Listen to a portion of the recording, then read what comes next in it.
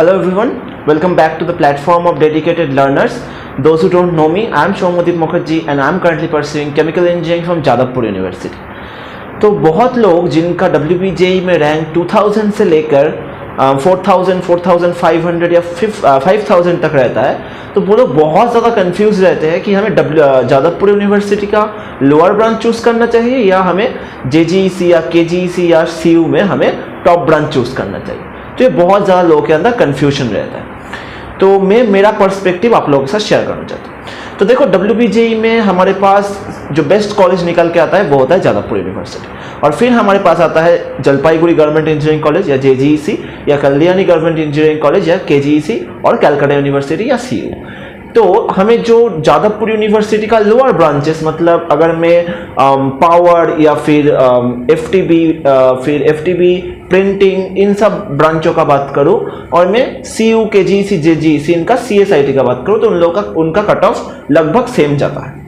तो अब बच्चों के दिमाग में कंफ्यूजन रहता है कि मुझे CSIT चूज करना चाहिए उन कॉलेजों में, या फिर मुझे जादवपुर यूनिवर्सिटी में ऐसे प्रिंटिंग या फिर FTB या फिर कंस्ट्रक्शन जैसे लोअर ब्रांचेस को चूज करना चाहिए।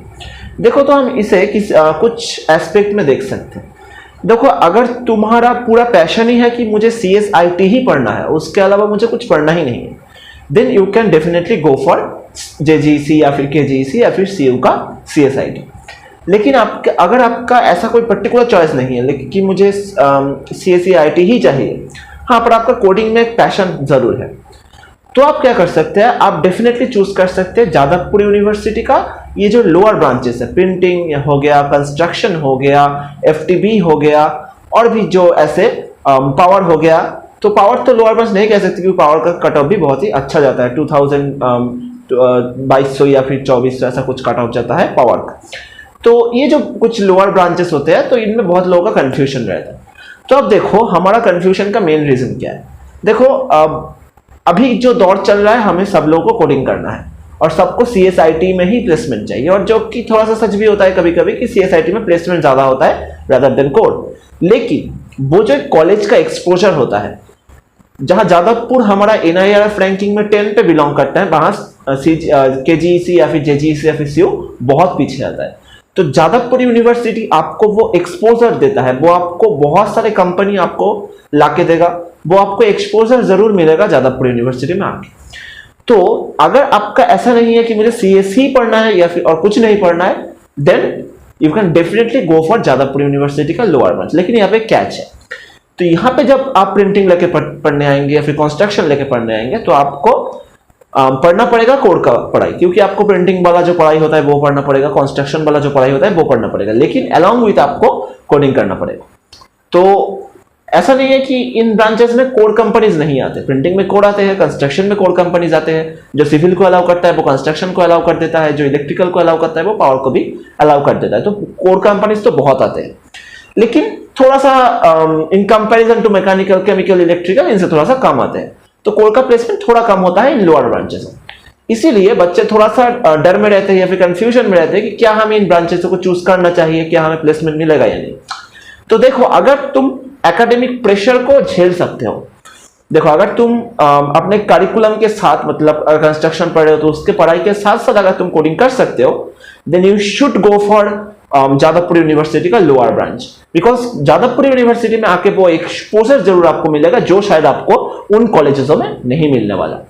तो आप जिससे भी पूछेंगे वही आपको ये सलाह देगा कि अगर हाँ आपको लगता है कि आप थोड़ा सा एक्स्ट्रा एफर्ट मार सकते हैं अपने करिकुलम के साथ, आप एक्स्ट्रा थोड़ा सा CSIT वाला या फिर वो नॉन टेक वाला पढ़ाई कर सकते हैं, then you can definitely go for. तो देखो, IIT हो गया, NIT हो गया, जादवपुर हो गया, हर जगह में ही जो मैकेनिकल होता है, सिविल होता है, केमिकल वाला बच्चा होता है, इलेक्ट्रिकल वाला बच्चा होता है, वो सब लोग ही कोडिंग करते हैं। तो ऐसा नहीं है कि सब लोग जस्ट अपना कोड का ही पढ़ाई करता रहता है। बहुत कम लोग होते हैं जिनको हायर स्टडीज करना होता है या फिर बिल्कुल कोड में ही जॉब करना है, वो लोग कोड करते हैं। लेकिन बहुत लोग होते हैं, ये सिर्फ नॉट जादवपुर यूनिवर्सिटी, IIT हो गया या फिर NIT हो गया, मेरे बहुत सारे फ्रेंड्स हैं IIT में, तो वो लोग भी वहां पे वही ऐसा होता है कि वो लोग कोड के पढ़ाई के साथ साथ भी कोडिंग करते हैं।